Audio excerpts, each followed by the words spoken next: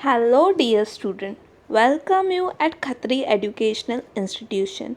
Motive to simplifying education. Our main motive to simplifying education for you. So start with our lecture.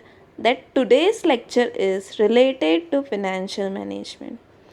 That important topic we will cover in this lecture. Do you know what is the important topic of financial management? Investment decision.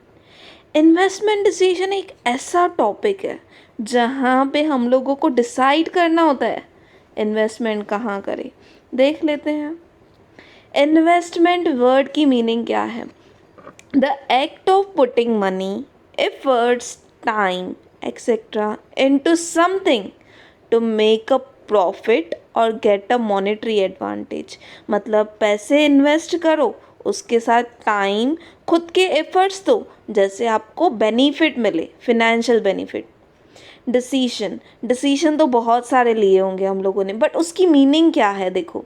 The action और the process of deciding something और of resolving a question. Question क्या है हमारा, पैसे कहाँ पे invest करें, ये हमारा क्वेश्चन है। तो इन्वेस्टमेंट डिसीजन वही तो है। देखो आगे क्या है इन्वेस्टमेंट डिसीजन की मीनिंग।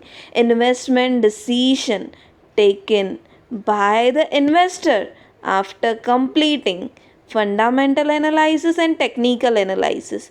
फंडामेंटल टेक्निकल एनालिसिस क्या है वो हम लोगों को आगे के स्लाइड्स में पता चलेगा, बट इन्वेस्टर डिसाइड करता है ये दोनों चीज़ें एनालाइज करने के बाद कि इन्वेस्टमेंट सेफ है कि नहीं है।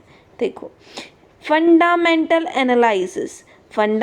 एनालिसिस में हम लोगों को एवेल्यूएट करना है, डिटरमाइन करना है, कंपनी की परफॉर्मेंस देखनी है, कंपनी के प्रोडक्ट के लिए देखना है, लीगल फॉर्मेलिटीज़ क्या है, प्रोसेस भी देख लेना है थोड़ा बहुत, कितने टाइम के लिए हम लोग इन्वेस्ट करें, अच्छा रिटर्न कितने मिलेंगे, किस फॉर्म में रिटर्न मिलेंगे, क्या फॉर्मेलिटीज़ है, ये तो सब फंडामेंटल एनालिसिस है। एक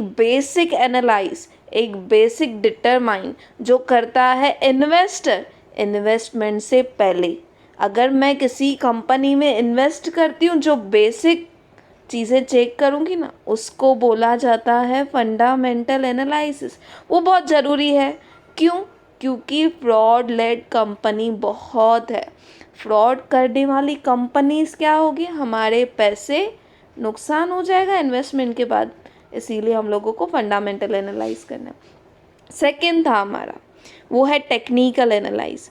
एग्जामाइन करो कंपनी के शेयर्स की वैल्यू, जिस कंपनी में आप लगा रहे हो, इन्वेस्टमेंट कर रहे हो जिस कंपनी में, उसको टेक्निकली एनालाइज करो कि प्रेजेंटली उस कंपनी का सिचुएशन क्या है। अगर मैं आपको यहाँ पे एग्जांपल दूँ, एक कंपनी है, इसका नाम है ABC, दूसरी कंपनी है जिसका नाम है टाटा लिमिटेड। तो आप कौन सी कंपनी में इन्वेस्ट करना प्रेफर करोगे? Of course Tata limited, because logical सोचना है यहाँ पे, जिसका नाम हो, जिसकी रेप्यूटेशन हो, उस कंपनी में इन्वेस्ट करो। कुछ चीज़ों पे फोकस भी करना पड़ता है इन्वेस्टमेंट के पहले। तो कौन सी ऐसी चीज़ है जो फोकस करना है हमको? जो है financial security and financial stability. ये दो ऐसी एरिया है जो इन्वेस्टर इन्वेस्ट करने से पहले डिटरमाइन करता है।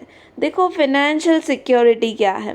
फिनेंशियल सिक्योरिटी, हम लोगों को पैसे वहाँ पे इन्वेस्ट करने हैं जहाँ पे हमारे फंड सिक्योर हो। बट अगर इन्वेस्ट कर दिया तो हम लोगों को कुछ चीज़ें ध्यान में रखनी है। अनसर्टेनिटी बहुत है, तो ऐसे एरिया में इन्वेस्ट करना है हमको जहाँ पे हमारे एक्सपेंडिचर, जो बेसिक एक्सपेंडिचर है 3 to 6 मंथ्स के, वो वहाँ पे इन्वेस्ट करने हैं, जैसे वो सिक्योर्ड है। इस एग्जाम्पल में देखो क्या लिखा हुआ है। एक फैमिली का बेसिक एक्सपेंडिचर है 20,000, उसको 6 मंथ्स के लिए सिक्योर रखने हैं खुद के फंड्स। तो ये क्या है, 20,000 मल्टीप्लाई विद 6 आ जाएगा 1,20,000। 1,20,000 तो आ गया। तो ये जो 1,20,000 है वो खुद के इनकम से वो वाली एरिया में इन्वेस्ट करेगा जहाँ पे रिस्क फ्री रिटर्न हो। रिस्क फ्री रिटर्न मतलब फिक्स्ड इनकम जनरेट होनी चाहिए वो एरिया से। इसको हम लोग फिक्स्ड डिपॉजिट में लगा सकते हैं, पोस्ट ऑफिस सेविंग्स में लगा सकते हैं, और भी बहुत सारे एरियाज है जैसे म्यूचुअल फंड्स है वहाँ पे लगा सकते हैं। ठीक है, तो सेकंड देख लेते हैं अभी, फिनेंशियल स्टेबिलिटी। कुछ अनसर्टेन इवेंट्स की वजह से हमारे बिजनेस पे इफ़ेक्ट हो गया जो 3 से 5 साल तक हमारी लाइफ को इनसिक्योर कर देता है।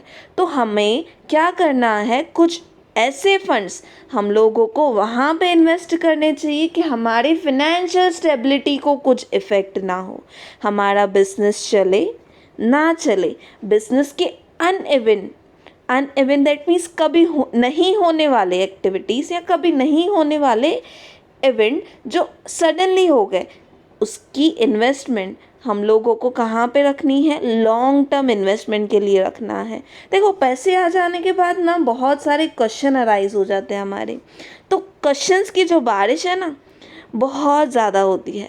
कहाँ पे लगाएं, कैसे लगाएं, प्रोसेस क्या है, लीगल फॉर्मेलिटीज़ क्या है, क्या हम लोग किस एरिया में लगाएं तो सेफ रहेगा, स्टॉक मार्केट में लगा दें, प्रोसेस क्या है, मनी मार्केट में लगा दें, रिटर्न्स कितने मिलेंगे, इक्विटी शेयर्स में लगा दें, रिस्क कितनी रहेगी, म्यूचुअल फंड्स में लगा दें, कितने पैसे लगाने पड़ेंगे। डोंट वरी, ये सब क्वेश्चंस तो आते रहेंगे। तो मेरी एक सजेशन है, आप हमारे चैनल को सब्सक्राइब करो, आने वाले हर एक क्वेश्चन का आपको आंसर मिलेगा। प्रॉपर फिनेंशियल मैनेजमेंट हम लोग साथ में सीखेंगे, मैं आपको सिखाऊंगी।